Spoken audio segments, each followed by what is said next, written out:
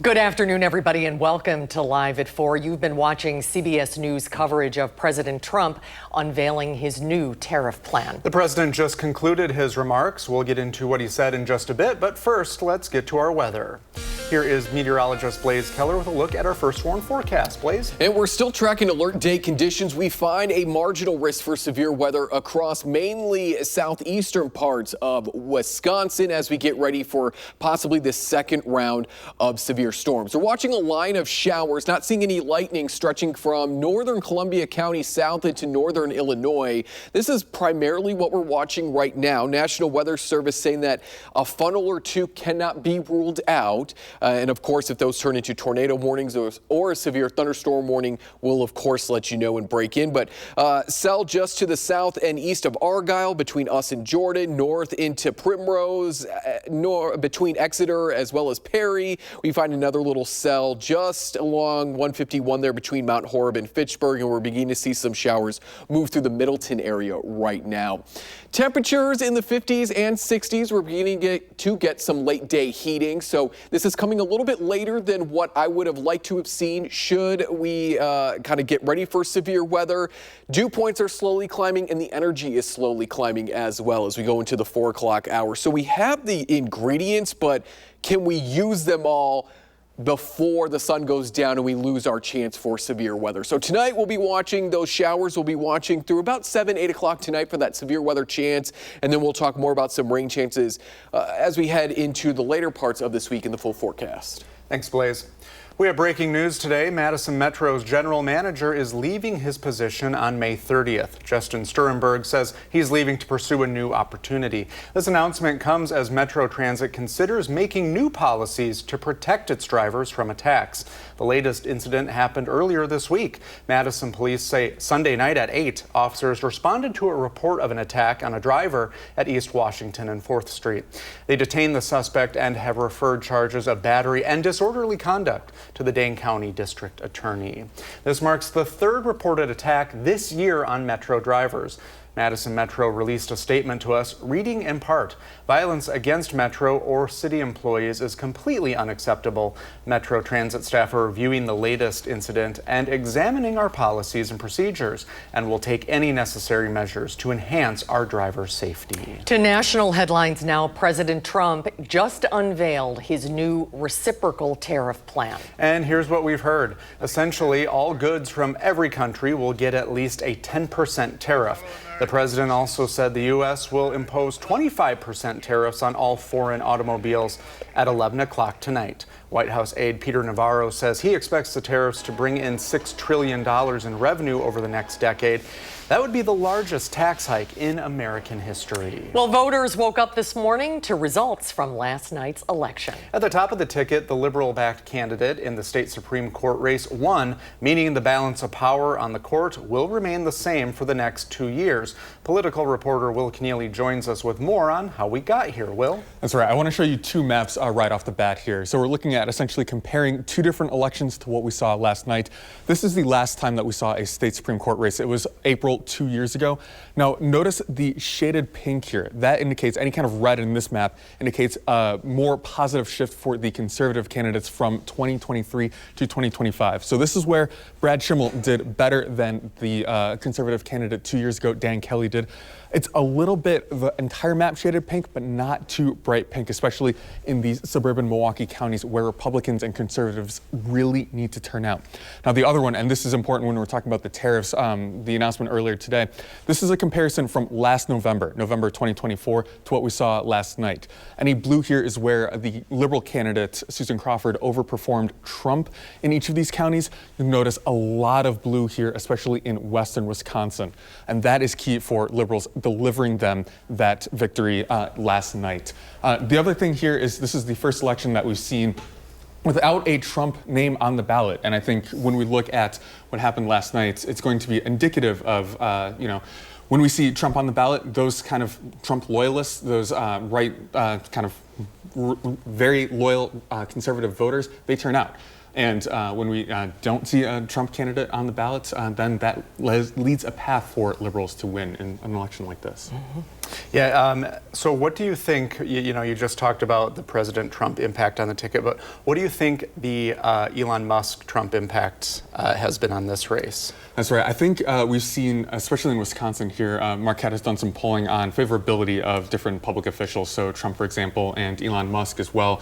When he held that rally in Green Bay, we've seen, for example, 80% conservatives feel positive towards him, have a favorable view of him, where 97% of liberals have a disfavorable view of him. So a figure like Musk might be a little bit more mollifying for the left, for the Democrats, than maybe to drive some of that turnout for conservatives in a race like this. The money in this race was just absolutely staggering. There's going to be a lot of talk about that as we move forward from here. But when does Judge Crawford now take the bench, and what kinds of issues do you expect to see on the docket? So it'll be a little bit delayed. She won't take the bench until August. And if you weren't tired out enough from elections yet, we'll have another state Supreme Court election next April as well. It's a conservative seat up for that race. So we'll see a couple of months where we have that continued 4-3 liberal majority between August and then next April, where we could see some challenges, continued challenges, continued cases looking at what restrictions we have on abortion in Wisconsin. We could see a challenge to the state's congressional district maps, where that could change, possibly leading the path for Democrats, liberals to take a couple of congressional seats when we head into that 2026 election, which will again be kind of a key first midterms that we see under this second Trump administration. Very good. Well, buckle up, here we go again. See you again next year. Yeah. All right. Thank you, Will. Thank you. In other election-related news, students in Baraboo will not get updates to the school district's aging buildings. Last night, voters in that district rejected a nearly $70 million plan to improve buildings at East, Alberman, and Gordon L. Wilson elementary schools. After the results came in, we asked officials in Baraboo, what's next? Now that we know the results of our referendum, we're going to continue to work with our community to address aging facility needs and our need for small group and classroom size instructional spaces. We're going to continue to gather input to find solutions for these needs, all while being fiscally responsible and meeting the needs of our students, families, staff, and community. It's the second time voters have said no to upgrading the schools. Last November, people in Baraboo rejected a nearly $86 million referendum. Meanwhile, people in Cottage Grove won't get a library anytime soon. Voters there rejected a referendum to increase taxes in order to secure a library. The referendum asked people to approve a $1.3 million tax hike, which could come out to about $475 a year for the average homeowner. Advocates for the library say the village lacks a physical community center, and now they're looking for alternatives. Well, I'm disappointed that this opportunity to build a public library in Cottage Grove didn't move forward. I respect the democratic process and the decision of our voters. I believe our village still values the library services we do have, and I hope that the library board can continue expanding free, enriching resources for the community. Though this wasn't the outcome that many had hoped for, the conversation about access to learning and gathering spaces remains important for Cottage Grove's future. The village has released a statement saying the no vote will not impact the money that's already been allocated to funding a library for the village. No one is hurt after police arrested multiple people on UW's campus last night. It all started at about 7:20. UW police arrested 3 people at Memorial Union for disrupting an authorized event. None of them are affiliated with the university. UW PD says coincidentally and unrelated to what was happening at Memorial Union, a car drove into an authorized event on Library Mall. Police arrested a 31-year-old man from Stevens Point. He's facing charges for disorderly conduct and other traffic violations. Well, next on Live at 4, days ahead of the deadline for TikTok's parent company to sell its shares, a billionaire offers to acquire the app. We'll show you who it is when we're back.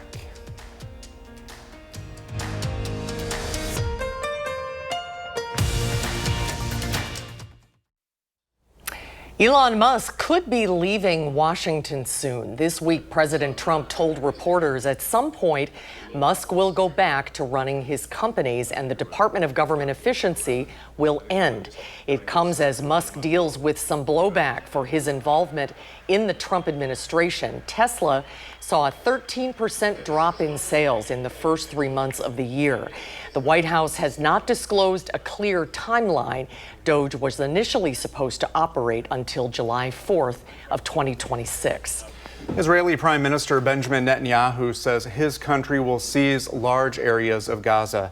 Netanyahu says Israel is establishing a new security corridor across the Strip to pressure Hamas. He suggested the military would cut off the southern city of Rafah from the rest of the Palestinian territory. It comes as a wave of strikes on the Strip killed dozens of Palestinians, including women and children. Several federal agencies are reviving their deferred resignation offers. At least 4 agencies are offering workers the option to resign but receive pay through the end of September. They are the General Services Administration and the Departments of Agriculture, Defense, and Energy. Some agencies have given their employees until April 18th to make the decision. The Supreme Court heard arguments today in a case that could push Planned Parenthood out of South Carolina's federally funded Medicaid program. Federal law already prohibits Medicaid from paying for abortions, except in cases of rape or incest, or to save the life of the mother. But since Planned Parenthood provides abortion services outside of Medicaid, South Carolina wants to keep taxpayer money away from the group. A decision from the High Court is expected in June. Saturday is the deadline for TikTok's Chinese parent company ByteDance to sell its shares or prepare to lose users in the U.S. The New York Times is reporting that Amazon CEO Jeff Bezos has put in a bid to acquire TikTok. The bid reportedly came in the form of a letter addressed to Vice President J.D. Vance and Commerce Secretary Howard Lutnick. Neither Amazon nor TikTok have commented on the offer. And Blaze is back with a look at your first warn forecast, tracking some stormy conditions. That's right. We have an alert day still through the rest of this evening through about 7, 8 o'clock tonight when the last of our rain and thunderstorm chance will wrap up, becoming breezy with those showers ending as we go further overnight. So we're looking at more sunny conditions, partly sunny conditions to go into your Thursday. It will be breezy as well. And then we look to your Friday for our next chance for rain. So we're seeing this line of showers a little bit further to the east than where Future Track has them. And we'll continue to watch them move their way eastward as we go into the 5, 6, 7 o'clock hour. And then by about 8, maybe as early as 7, as late as 9, they're pushing into Lake Michigan, and we sit quietly as we go into the rest of this evening. Winds are going to be out of the southwest, but this is going to be cooler air, so we are not expecting a nice warm up into your Thursday, unfortunately, but we will see some warmer temperatures return. So after those showers wrap up tonight, we quiet down for your Thursday, starting later Friday afternoon, overnight into Saturday. That's our next chance for really more widespread rain, and then again to end the weekend going into the start of your next work week. In terms of rain totals, we're looking at a lot of this likely today, especially further to the south and east. But over the next 7 days, maybe a 1/4 inch of rain. So not a huge washout. We certainly need some time to allow the recent rain to get into the ground and really soak on in. So where are those rain showers right now? Well, we'll first go off to the heaviest shower activity up near Viroqua, crossing over the Mississippi right now. We're not seeing any lightning with these showers, so they're not getting that strength to even be considered a thunderstorm right now. A line of broken showers extending from southern Columbia County through downtown Madison into Fitchburg right now. Belleville will get a few raindrops too as these continue to push off towards the north and east. But we still do have that marginal risk for severe weather, so we're not out of the woods quite yet.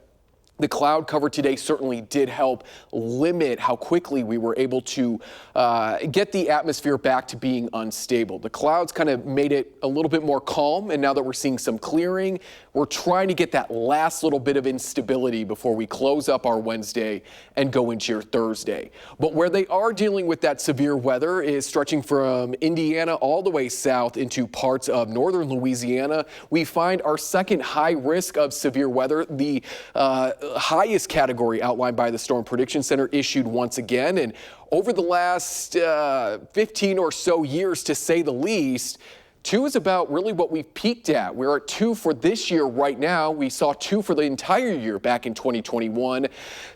2017, we got 4, and then in 2010, we had 6 issued for the whole year. So we usually average about 2 issued per year, and we've already seen them so far in 2025. We haven't seen any here in Wisconsin, so that is some good news, and hopefully we don't see that, because that just means very ample conditions are overhead for severe weather. So we'll keep our fingers crossed we don't see that, but just an interesting statistic to throw out there as we're wrapping up this Wednesday that we've already seen 2 high risks issued, and we're only a couple months into the year. We will see that rain return later Friday, overnight into your Saturday. We dry out on Sunday with those showers returning on Monday. We're in the 50s through about Monday of next week, and then we'll hang out in the 40s, slowly climbing into the 60s and maybe the 70s by not this weekend, but the following weekend. Thank you, Blaze. Coming up on Live at 4, a big win for liberal-leaning voters in Wisconsin, months after President Donald Trump won the state. We'll talk with Susan Crawford, the Susan Crawford campaign's chief strategist, when Live at 4 returns.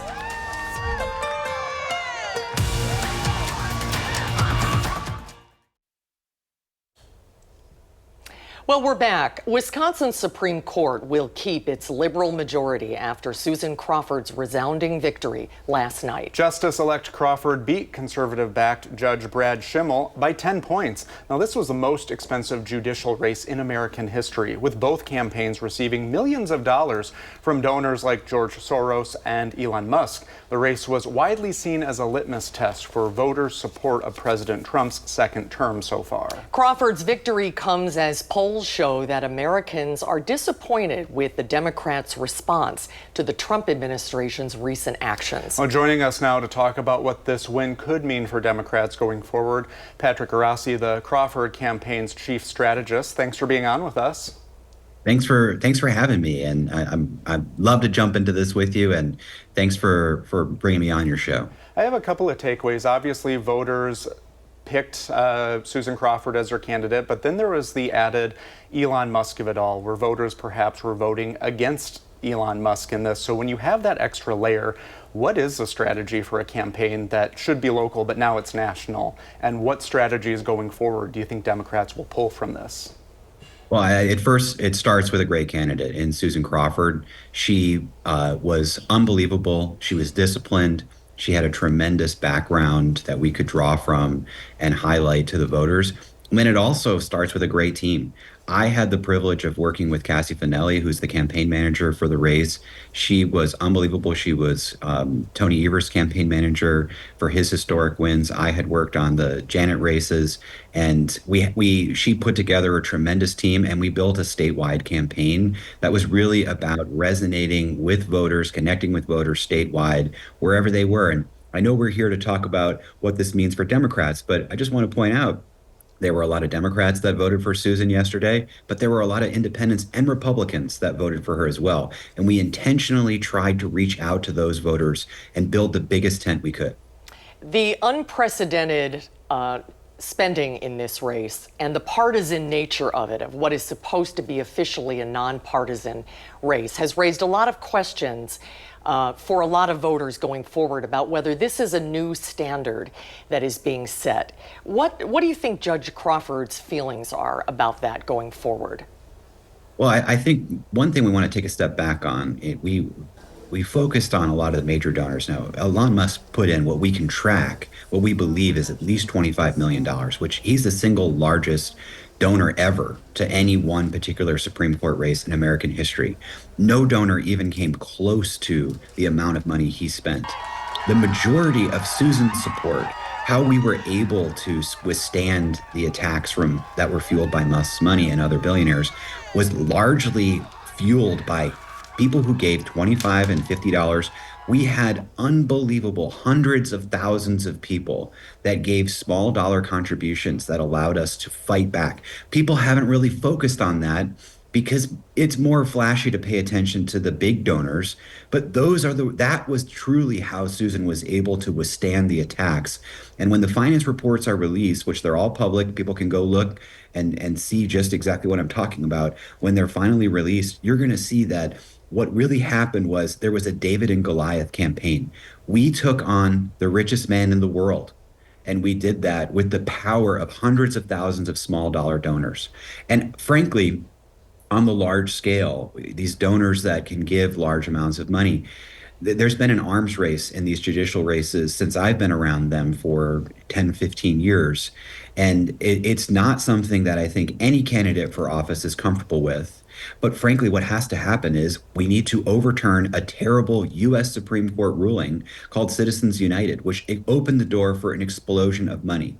And there's no ability to stop that money from being spent in these races. The only way to stop it would be to have a constitutional amendment or a overturning by the U.S. Supreme Court of their precedent. So right now we have to fight, and we have to fight against some of these really huge efforts to basically hijack these campaigns. And we can do that with these grassroots donors that have been there with us and have given us a shot in the arm to do it. Patrick, thank you for being on with us. I know it was a late night last night. Yeah, you probably, my mom is not going to like the way my eyes look on this. Well, you still have your voice, so that's a good sign. Right. Patrick, thank you so much. Appreciate your time. Thanks for having me.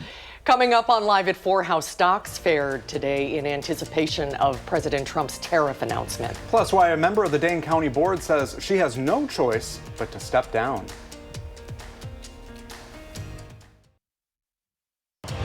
Watching News 3 Now, live at 4.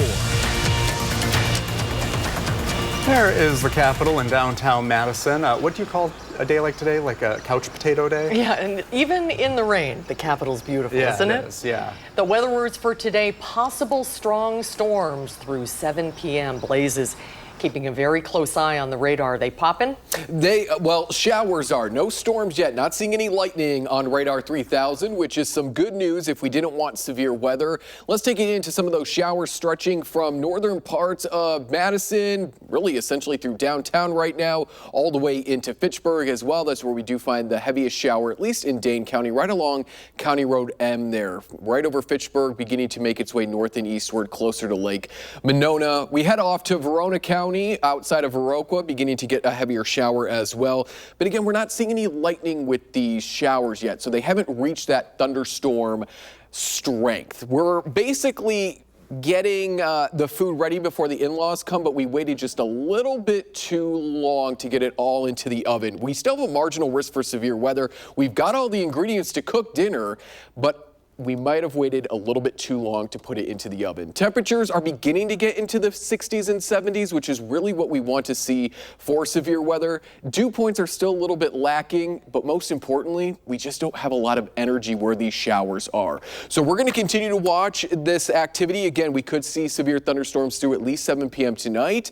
We'll touch on our temperatures for the rest of this week and if there's any more rain chances in the full forecast. Heard a lot of these, but dinner and the in-laws, that's a new one. That was a good one. I'm trying to think of a way that kind of puts it together so that it's a little bit more relatable. Well done. Yeah, thank you. Well done.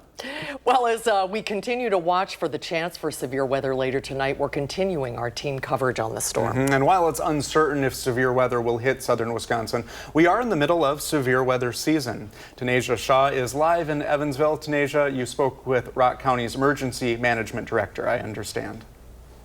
Hi, Susan and Brady. Yes, as you said, I am here in downtown Evansville. And let me just tell you, right now, the weather is pretty all right.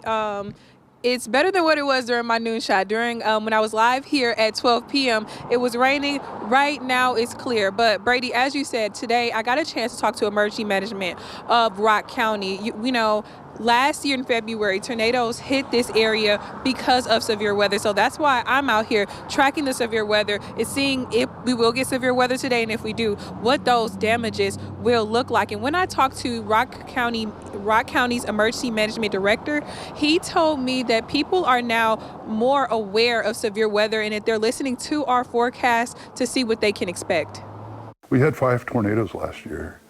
And so I think that is really heightened a sense of awareness for folks. The best thing folks can do is stay weather aware, know what's going on around you, especially with the dynamics of some of the predictions that have changed because of the weather pattern. Stay weather aware, keep track of what's going on before you commute, and have a plan, have a safe place to go, know where you're going to shelter before the severe weather. And I also talked about officials about if severe weather does occur today or whenever, where should they go? What should they pack? What are the things that you should know when severe weather arrives? I have more on that tonight at 5 and 6 p.m. Reporting in Evansville, Tanasia Shaw, News 3 Now. Tanasia, thank you. Well, the Rock County District Attorney wants the Board of Supervisors to create a crime prevention funding board. District Attorney Jason Saunders said the funding would come from a $20 fee on people convicted of a crime. In a letter to supervisors this week, Saunders said, "I cannot express the degree to which I believe we need to spend more energy thinking this way. Yes, less crime means stronger communities, and also stronger communities mean less crime." The Public Safety and Justice Committee will consider the idea at its next meeting on April 8th. No one is hurt, but 2 buildings were destroyed after a barn fire this morning in Cross Plains. Close to 24 emergency crews responded to the fire at 5:30 this morning on the 3600 block of County Highway P. Cross Plains Fire says a barn and a machine shed are a total loss after the fire. The cause remains under investigation. President Donald Trump has unveiled his new tariff plan. Essentially, all goods from every country will get at least a 10% tariff. The president also says the U.S. will impose 25% tariffs on all foreign automobiles at 11 o'clock tonight. The Senate will vote tonight on a measure to rebuke the president's tariff policy. Meanwhile, affected nations like Mexico, Canada, China, and others have said to plan to respond. U.S. stocks swung higher ahead of the president's announcement, continuing the pattern of starting the day with sharp drops and then ending higher. The Dow gained 235 points. The Nasdaq was up 151. The S&P 500 is up 38. But after-hours trading showed sharp drops. A local official is no longer serving in her role as a Dane County supervisor. Now, the main reason, high rental prices in downtown Madison. Our Merrill Hubbard brings us what led to her decision. Between 2020 to 2050, the city of Madison projects Madison's population to increase by about 115,000. But with low vacancy rates and high rental prices, it can be hard to find affordable housing in Madison. We're finding more and more people being housing cost burdened, struggling to pay their rent. James Langer is the Public Information Officer for the City of Madison's Department of Planning, Community, and Economic Development. He says Madison has high demand for housing with low housing supply, which drives prices up. Latest numbers show rent in Madison is growing by 2.5% per year, which is more than double the national average. Those climbing costs caused one local official to step down from her position. Elizabeth Doyle was the Dane County Board Supervisor representing District 1, which is the downtown area. It's just one of those hard decisions where I feel very sad to be leaving the position, but it was the best financial decision for my family to do this. It is required for supervisors to live in their district in order to hold the position. Elizabeth has moved to the suburbs of Madison, and her last day as supervisor was March 31st. For more on Elizabeth's story and housing in Madison, you can tune in to our 6 p.m. show tonight. Reporting in downtown, Merrill Hubbard, News 3 Now. Merrill, thank you. Coming up on Live at 4, the Spirit of Service campaign is over. Josh Sprider presents $5,000 to the veteran who won when Live at 4 returns.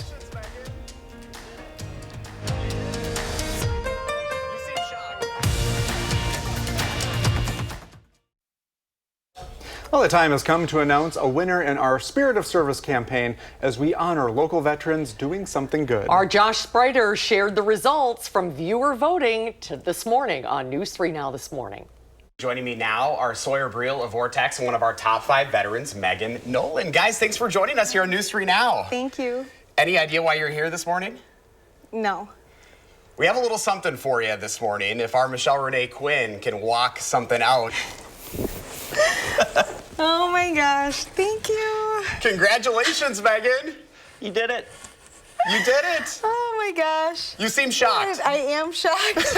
I thought we were all going to be here, and You won Spirit of Service 2025. This is 2 years in a row, Josh. We've gotten away with, the other finalists are coming. We've been able to surprise both. I don't know how. I don't know how either. It brings me great joy to do it 2 years in a row. So how does this feel? I don't think there's many words as to how. Thank you. Thank you.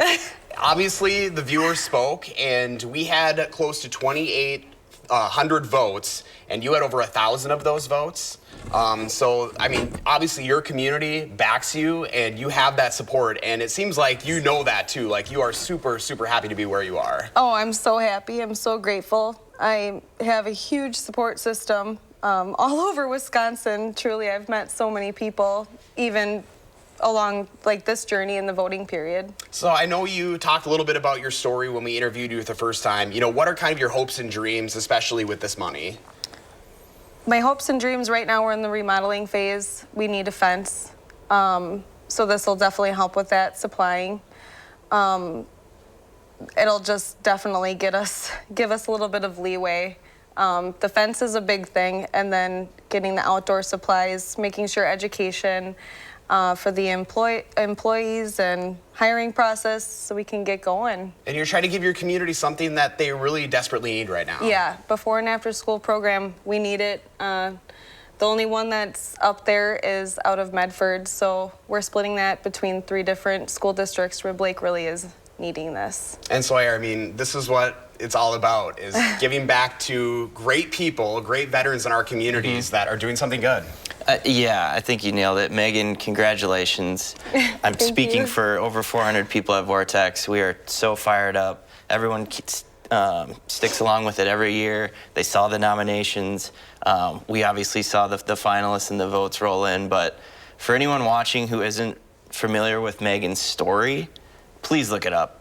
Like, that's the whole goal with this program, to inspire other people to match what people like you and everyone else who is nominated is doing in their community. We hope this can be a small step in the right direction to inspire other people to support the people in your community that are going the extra mile, because there are so many incredible stories out there, as we've seen. We need to shine a light on them, and this is hopefully just a small start. Yeah, and going back to our nomination round back in February, you also had the most amount of people that nominated you in the history of Spirit of Service. So clearly you are doing something right in your community. My husband, my kids, they're huge support. I wouldn't be able to do that without them, my family, and then all of you. This is not just a little, this is huge. Thank you so much. You are deserving of it. Yep.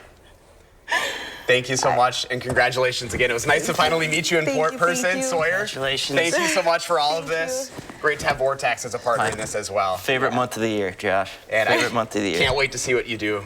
Yes, Grandma's Care LLC. We're hoping to provide that nurturing support, loving care that grandmas give. And we'll be watching. Awesome. All right. Thanks again.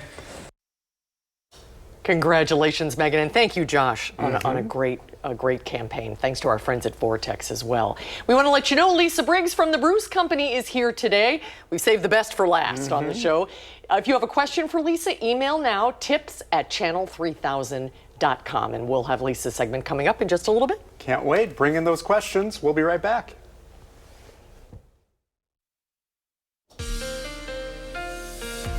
We're going to continue to track the chance for a severe thunderstorm or two through at least 7, 8 o'clock tonight, and then we become breezy, and we say goodbye to the rain chance on Thursday, bring back a little bit more sunshine, and then as we head into the weekend, it looks like starting later Friday afternoon, we'll see the chance for showers to return across southern Wisconsin. We're currently watching a line of showers right now move through central parts of our viewing area, but the real better area for showers and thunderstorms to maybe get a little bit more energy is off to the south and west. But by the time we head into 6 o'clock, these showers are pushing into more of Milwaukee, and then by 7, 8 o'clock, maybe as late as 9, they're into Lake Michigan, and then we sit quietly through the rest of this evening underneath partly cloudy conditions and breezy conditions as well. Those showers pick back up as we head further into your Friday afternoon, continue overnight, and then taper off as we go into Saturday. And as we look to end your weekend, the first weekend of April, we'll add back that chance for a few showers as well. Clouds are going to increase as we go into your Friday. Shower activity off to our north and west, and then across to south and eastern parts of Wisconsin as well as we go Friday night into your Saturday. So right now, currently, we still sit underneath a marginal risk for severe weather. We had a few showers move through parts of Dane County, downtown Madison. These are now pushing more into Pierceville, just exiting Sun Prairie, pushing probably into Marshall over the next hour or so. Cottage Grove, you're on deck to get some of these showers as well. We're not seeing any lightning with these showers, which is some good news. They haven't quite reached that thunderstorm strength yet. But here in the yellow, this is where there's a little bit more energy, a little less things working against those showers to become thunderstorms. So this is probably where we're going to watch for any thunderstorms to not only develop, but then potentially become severe as they push eastward. We're going to keep this marginal risk for severe weather through the rest of this evening. All severe weather modes are going to be possible. That does include an isolated tornado threat. And with these showers currently moving through, the National Weather Service says there may be some weak funnels developing as well. So we're going to keep a close eye as to whether or not any thunderstorms develop, and then further if they become severe thunderstorms or if they become tornado-warned storms. But we have some of the ingredients. We're just a little bit late to put everything into the mixer and get that into the oven to start cooking. We can still turn out maybe a decent meal, maybe a thunderstorm, but we waited just a little bit too long potentially, so we might go into this evening on the quiet side. If we do, we will sit quietly into your Thursday, into the low 50s. Rain chances, as I've mentioned, move in starting later Friday. And then it looks like we'll end the weekend with some showers before settling into more quiet activity starting Tuesday of next week. Welcome back to Live at 4. Well, you've been a great audience today, so we have a special treat. We're ending our show with Lisa Briggs to answer some plant questions. Hi, Lisa. Good to see you. Good to see you guys too. What's cooking this time of year? Well, I think we're all going to wake up tomorrow morning and everybody's lawn is going to be green. Yeah. With the warm temps and then the rain and the storms. There's a little bit of ozone, I think, in the air that just causes that instant green up. The magic minute. It's the magic minute. It happens overnight. You wake up, you go to bed, the lawn is kind of gray. You wake up the next morning and suddenly it's green. It's like a Disney movie. Outside in Technically, spring. Yeah. Like Wizard of Oz. Exactly. So, you know, it's certainly time for it to get cool weather annuals out, pansies and that kind of thing we have at the garden center. We do have some trucks arriving next week with nursery stock. Terrific. Some magnolias. Any veg perennials. yet? No veg yet. Okay. But it's the perfect time to start seeding if you want to grow tomatoes or whatever from seed. It's a good time to do that. Well, we do have a question for you. So Pam wants to know, when can I transplant daffodils and when can I transplant tiger lilies? Okay, so tiger lilies, you can transplant them as soon as they come up. So as soon as you see foliage up and you can dig in the place where you want them to go. All the members of the lily family are pretty adaptable as far as being transplanted. You don't want to do it when they're blooming. That would be a time when once you see flower buds, you want to hold off. As far as daffs are concerned, you want to let them bloom, cut the flowers back when they're done, and then let that foliage mature and then yellow. And then once that foliage is yellow, you can cut that back and you can move your daffodils then. I like the nickname for daffodils, daffs. Daffs. I like that. This is my shorthand.